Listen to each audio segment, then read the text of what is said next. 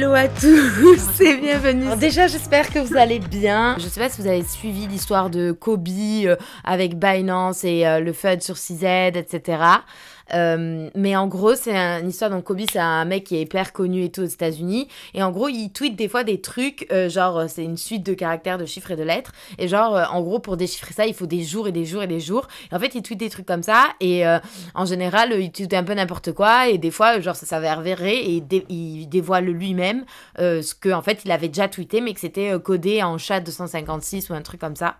En gros, il a fait ça. Et en fait, il y a quelqu'un qui a réussi à le décoder, genre, hyper facile, enfin, rapidement en tout cas. Et en gros, c'était marqué CZ, Red List, Interpol. Comme si, genre, CZ, bah, il était sur la liste rouge de Interpol. Et du coup, il y a tout le monde qui a FUD, CZ qui tweet des genres forts, je sais pas trop quoi. Donc ça, c'était la news qui s'est passée cette semaine, que j'ai retenue. Il y avait quoi aussi? Ah oui, il y avait... bah, du coup, le deuxième truc, c'est le truc qui est sorti aujourd'hui sur... En gros, il y a un white paper de Bitcoin sur tous les Macs. Et c'est vrai, enfin, j'ai testé, ça marche. Genre, c'est ouf, en vrai, c'est trop stylé. Hello, Audrey, j'ai le plaisir de te dire que tu es en live et en grand écran. Salut Carla et salut tout le monde, j'espère que vous m'entendez bien. Bah, du coup, le thème, c'est en gros, c'est discussion de chill, de crypto.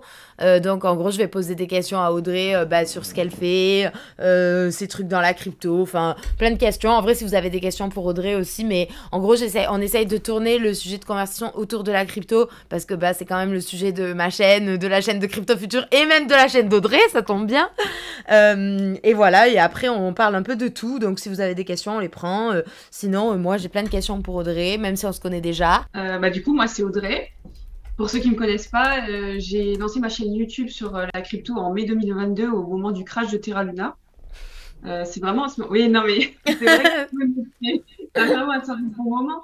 Mais en fait, c'était vraiment genre, je me suis dit qu'il y avait quelque chose de super intéressant qui était en train de se passer et que ça valait le coup en fait de creuser, de se renseigner sur ça et je me suis dit que c'était un bon credo d'entrée pour entrer dans la crypto. Et du coup, t'étais exposée sur Terra Luna, Celsius, etc. Non, non, parce qu'en fait, si tu veux, moi j'ai commencé à l'époque, donc c'était avec la personne avec qui je partageais ma vie, qui m'avait parlé de crypto.com et je me suis dit, bah en fait, entre dépenser ton argent normalement et avoir du cashback en crypto, bah autant quand tu maîtrises pas du tout le milieu des crypto-monnaies, te dire, bah il y a très peu de risques. J'avais pris une carte qui était pas trop risquée entre guillemets, parce que tu devais pas stacker énormément de chronos, tu vois, pour pouvoir bénéficier des avantages et des pourcentages. Donc, du coup, puis à l'époque, c'était super intéressant. Tu avais des trucs jusqu'à 10% dans les magasins. Donc, du coup, t'es rentré en quelle année dans la crypto? Ça, c'était Enfin, genre 2020. 2020. Ah ouais, t'es rentré plus tôt que moi au final. Bah oui et non, parce que je considère pas finalement que c'est rentré dans la crypto, parce qu'en fait, c'était plus en mode, t'as une carte avec du cashback et du coup, tu récupères de la crypto, mais c'est vraiment un rendement passif. Ouais. T'es pas dans l'investissement. Enfin, je pars du principe que mon entrée dans la crypto, c'est vraiment, enfin, en 2021, novembre 2021, quand j'ai FOMO sur les NFT, j'ai commencé à acheter en masse des NFT. Mais contrairement à toi, j'ai pas commencé avec un scam, tu vois, j'ai acheté des trucs qui étaient bien bons. Ah, la chance. Ouais, c'était vraiment à partir de 2022 où là, c'était renseigner sur les projets, investir, etc. Ok, trop bien. Et j'anticipe la question, tu vois, parce que moi, je connais la réponse, mais je pense que dans le chat, ils doivent se demander, tu vois, genre, comment est-ce qu'on s'est connus, parce que j'ai dit tout à l'heure que je te connaissais. La première fois qu'on s'est vu, c'était à la Binance Blockchain Week, c'était mon premier event Ouais. crypto. Moi, je me souviens, j'avais genre 500 abonnés et j'étais en mode genre groupie, je vais voir tout le monde, tous les influenceurs, tout ça. Et en fait, ouais, c'est ça, on a fait une photo, on s'est tapé des C'était petits trop... commentaires sympas, genre encore des influx voleurs, hashtag Booba, machin. C'était drôle, ça. Et, euh, et puis voilà, mais en fait, ouais, en termes de valeur, de personnalité et tout, ça a matché. Donc, du coup, à chaque event, on se voit. À Paris, on se voit tout le temps. Et puis... Du coup, il y a quelqu'un qui demande, du coup, vous faisiez quoi avant la crypto? Vous bossez actuellement à côté de la crypto. Tu veux répondre déjà? Bah, en fait, moi, je suis pas du tout issue d'un milieu école de commerce ou quoi. Je suis ingénieure en biologie industrielle. Donc, c'est vrai que c'est tout ce qui est vraiment dans les industries cosmétiques, pharmaceutiques, dispositifs médicaux. Je me suis spécialisée en qualité dans tout ce qui est certification des entreprises, donc notamment les normes, enfin les standards internationaux comme ISO 9001 et tout ce qui est bonne pratique de fabrication. Et là, justement, je suis en train de voir pour valider une formation dans tout ce qui est cybersécurité pour justement être auditeur dans ce domaine-là. Parce qu'en fait, que ce soit les institutions financières ou maintenant même les exchanges ou pour aller plus loin encore, ceux qui demandent les enregistrements ou plus tard encore, quand l'agrément PSAN sera possible pour les entreprises qui justement proposent des services et des actifs numériques.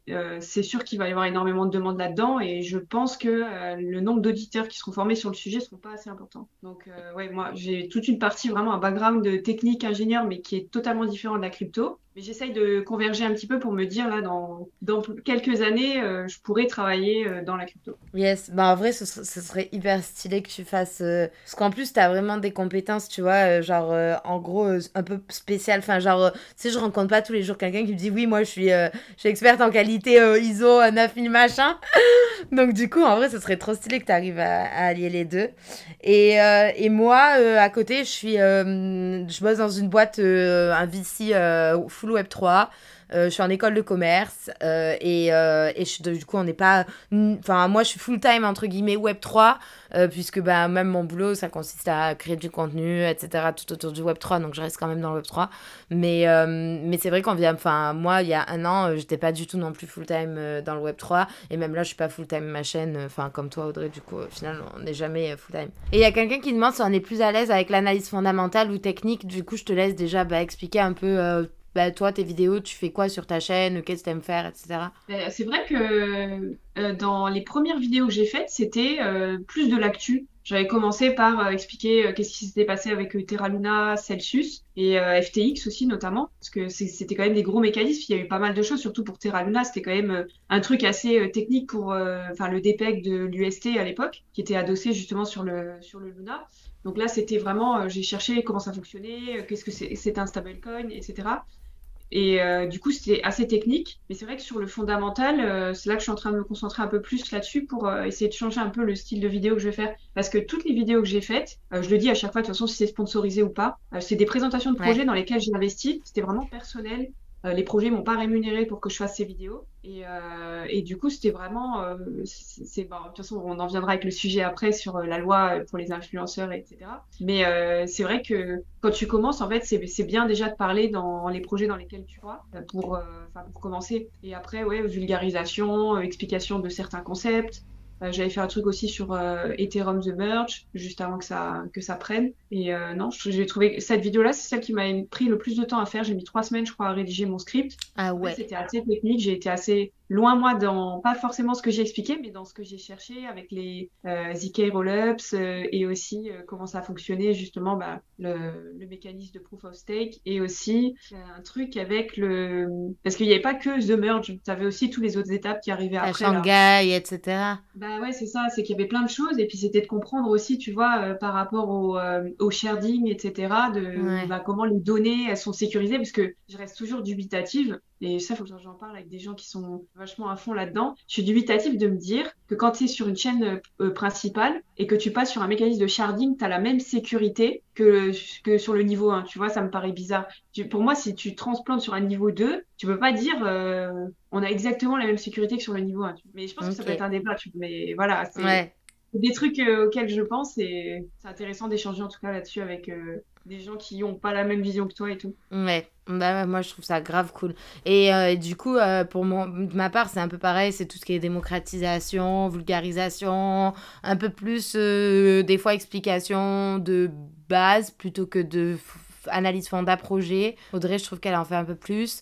Non, par contre, on fait pas de trading. Enfin, moi, je fais pas du tout de trading. J'ai essayé au tout début. Je sais lire une charte. Enfin, voilà, je sais lancer un long, un short, etc. Mais sinon, je fais pas de trading. Ça, c'est plus la partie de Alan Matteo. Quel est le prochain événement crypto NFT blockchain intéressant à Paris? Enfin, moi, je sais pas si t'as un event en tête, Audrey. Je sais qu'il y a ETHCC. Paris, je sais pas. Je sais que la semaine prochaine, il y a Web3 Lille. Ah oui. Et j'aime beaucoup, moi, les events comme ça dans les petites villes. Hein. C'est pas du tout une petite ville, Lille, mais qui sont pas à Paris parce qu'en fait, c'est là que tu vois vraiment les passionnés. Parce que c'est vrai qu'à Paris, c'est facile, même si les events sont chers, tout le monde arrive toujours à se faire inviter, les entreprises, etc.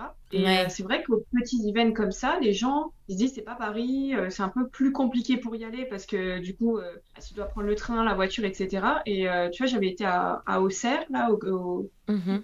Cryptoxer justement et je vais à Lille aussi la semaine prochaine et en fait c'est top tu vois parce que tu revois vois certaines personnes, mais tu vois aussi d'autres personnes. Et puis tu vois aussi que les villes, elles sont enclins à développer un petit peu plus et que c'est pas seulement la capitale. Bah, le prochain à Paris, moi je sais, c'est ETHCC.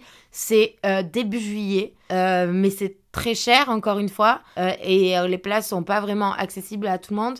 Mais par contre, ce qui est bien, c'est que quand vous avez des gros événements comme la PBW qu'on a fait avec Audrey, ou bah, là, ETHCC, parce que c'est le deuxième plus gros événement, je crois, après la PBW ou avant la PBW. Je sais pas dans quel ordre, bref, on s'en fout. Mais ETHCC, en fait, il y a des side events dans tous les sens. Genre, en vrai, vous pouvez venir à Paris et faire que des side events et pas aller à ETHCC.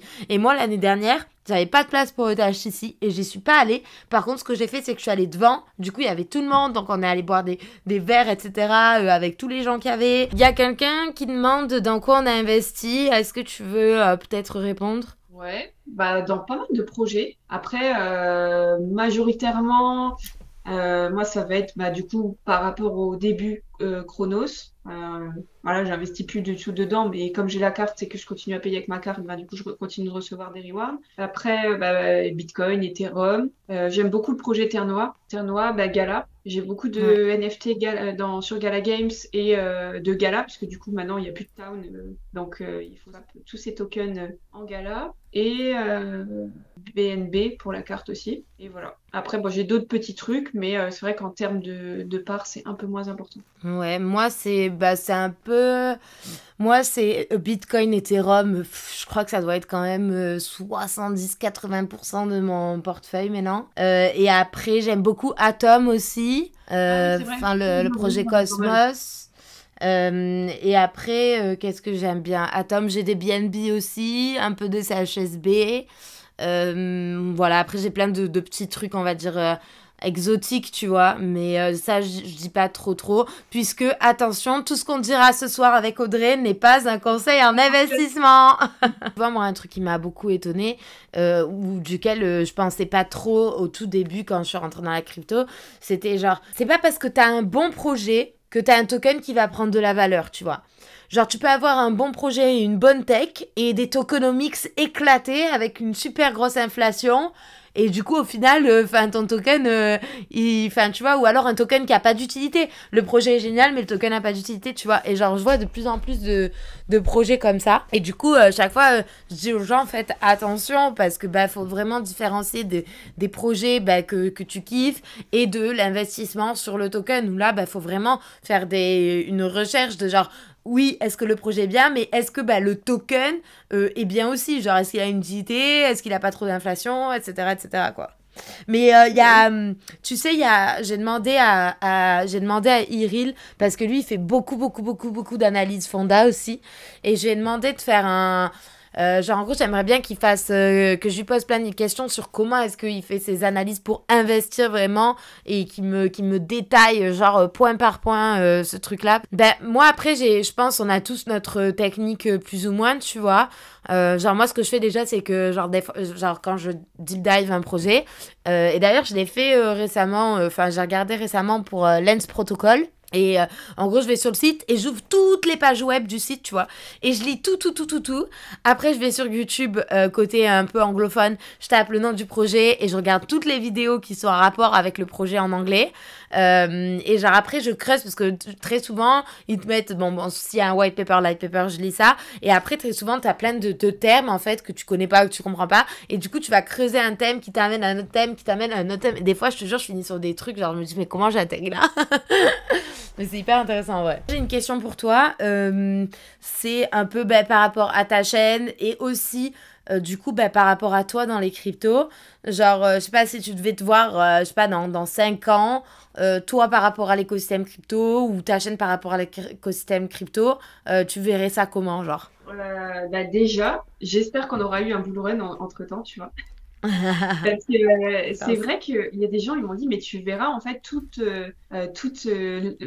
l'attrait de gens. En fait, tu vas avoir une grosse vague de personnes qui vont commencer à en entendre parler en bien et tout ça et qui vont rentrer. Et du coup, tu vas avoir énormément d'engagement par rapport aux gens. qui vont dire ouais j'ai découvert ci, merci d'avoir expliqué ça, machin, ou tu auras une grosse phase comme ça. Et je suis curieuse de voir en fait pareil comment le marché se comporte parce que de ce que je vois, parce que moi je suis arrivée vraiment on va dire après tout le monde, en mode tout se casse ta figure, c'est dangereux, t'as les médias traditionnels qui te disent que c'est de l'arnaque. Ouais. Là, en plus, si tu regardes le moment, enfin en ce moment, c'est carrément les institutions qui prennent des dispositions pour freiner l'adoption de la crypto-monnaie. Enfin, moi, en tout cas, je le vois comme ça. Que ce soit direct ou indirect, ça reste quand même la finalité de dire, bah, on n'est pas enclin à faire de la France un hub de technologie de crypto, tu vois. Enfin, Ouais. bref. C'est voilà, il y a plein de choses et c'est vrai que j'ai quand même hâte de connaître ce cycle de Bull Run pour me dire ouais bah voir déjà le comportement des gens, de voir aussi le contenu qui sera proposé parce que j'ai l'impression aussi par rapport à tous les gens qui étaient un peu haineux sur Twitter, tu sais, par rapport aux influenceurs, etc.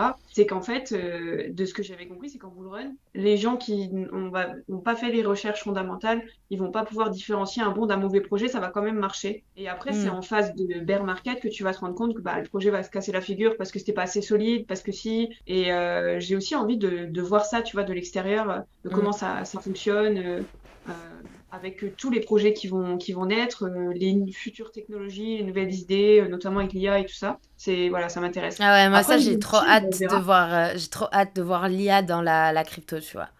Ouais. Je pense que ça va faire un truc de fou. Après, je me dis que, en tout cas, la communauté, je pense que toi c'est pareil, mais la communauté qu'on est en train de bâtir en bear market, bah en fait, c'est celle qui nous aura suivis depuis nos débuts. Et quand il y aura un peu plus de mouvements sur le marché des cryptos, de nouveaux projets et un regain pour l'investissement, bah, je pense que là, enfin, ça sera un peu la folie, quoi. Ouais.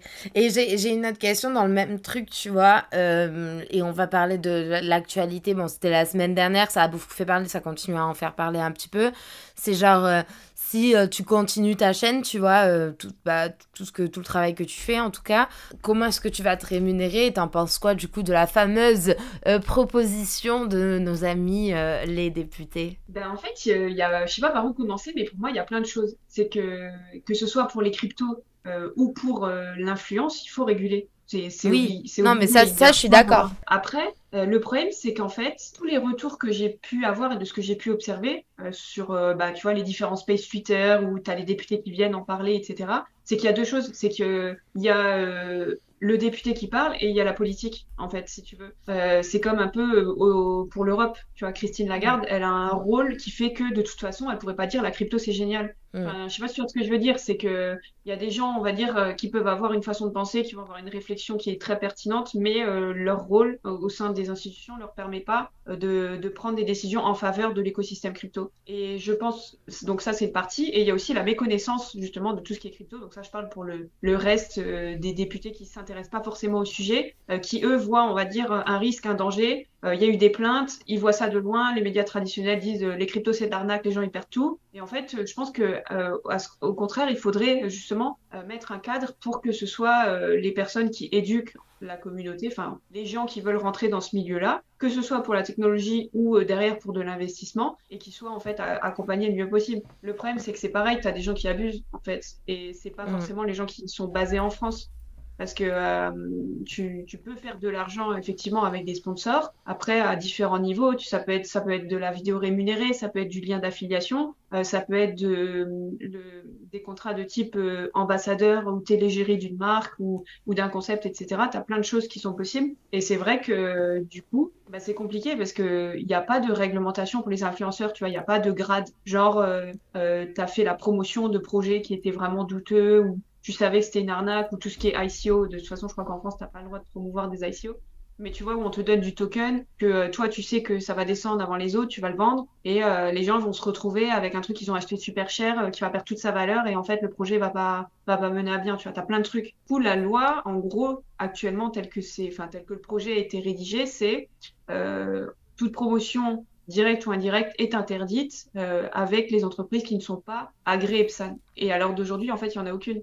Ouais. Donc finalement, c'est une interdiction totale. Je suis assez d'accord avec l'avis que tu as exprimé. Je suis un peu dégoûtée par ce qui se passe, j'avoue. Franchement, j'ai hâte de voir comment ça va évoluer parce que pour l'instant, c'est pas dans le bon sens et Non, je puis trouve ça surtout très qu'ils sont assez dommage. poussés, tu vois. sont assez pressés de le faire passer, de l'interdire et tout. Et pour moi, ça va pas protéger le consommateur parce que comment tu vas attaquer des influenceurs, ok, francophones? Tu crois sérieusement qu'ils vont aller leur fermer leur chaîne YouTube s'ils sont pas domiciliés en France? Ouais, mais c'est... Enfin, ouais, il y a trop de... Je pense qu'il y a trop de paramètres et je pense qu'au final, il y aura encore des dérives et que je pense que les personnes qui vont le plus en pâtir, c'est les entreprises.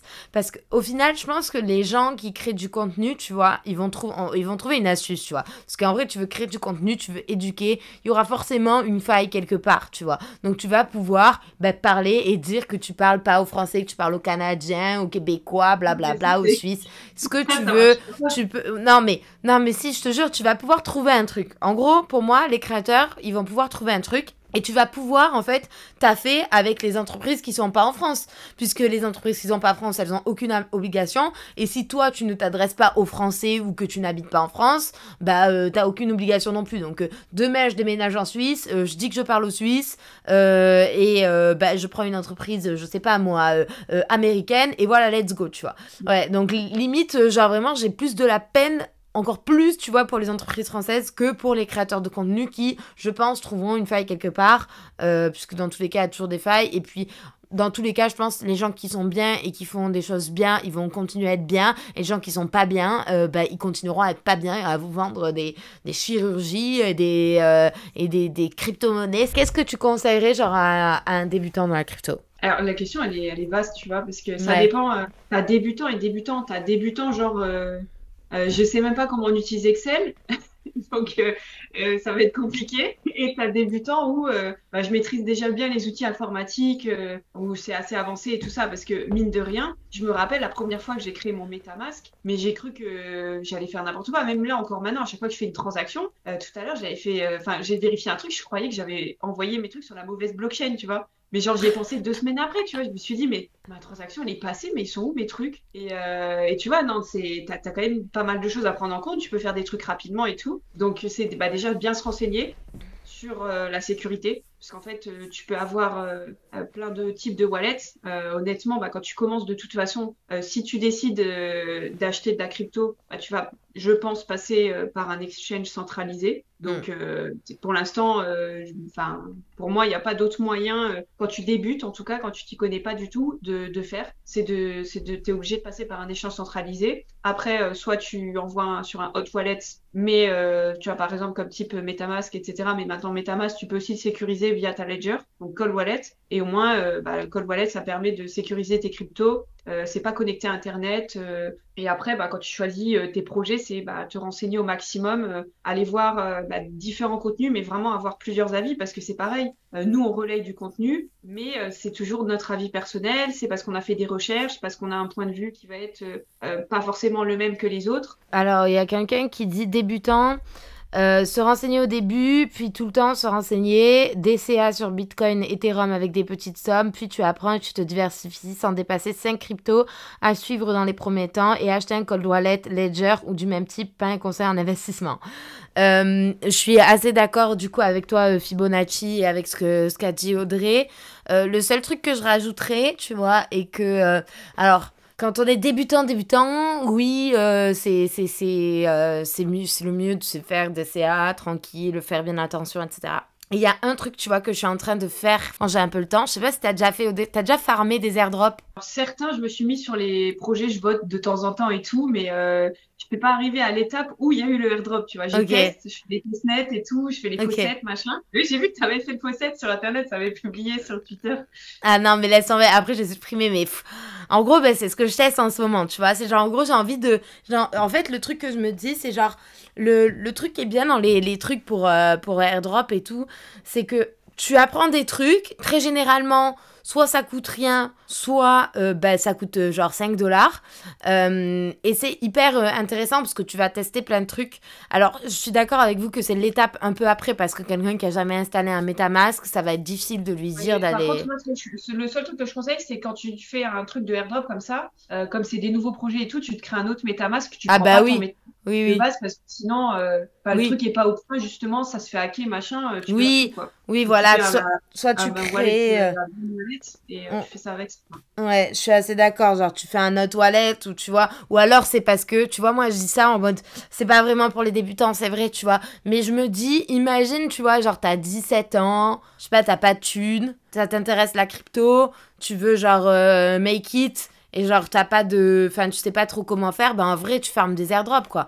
Genre, je veux dire, à 17 piges, t'as du temps, t'as pas d'argent. Enfin, en gros, c'est soit dans la vie, c'est soit t'as du temps, soit t'as de l'argent, tu vois. Et le temps, c'est de l'argent. En gros, franchement, t'es débutant, t'as pas d'argent, farme des airdrops. Et genre, peut-être qu'un jour, ben, ça va marcher. Et en plus, en fait, tu vas apprendre vraiment plein de trucs, tu vois. Bon, ben, on dit tous au revoir à Audrey. Moi, je reste encore 5 minutes.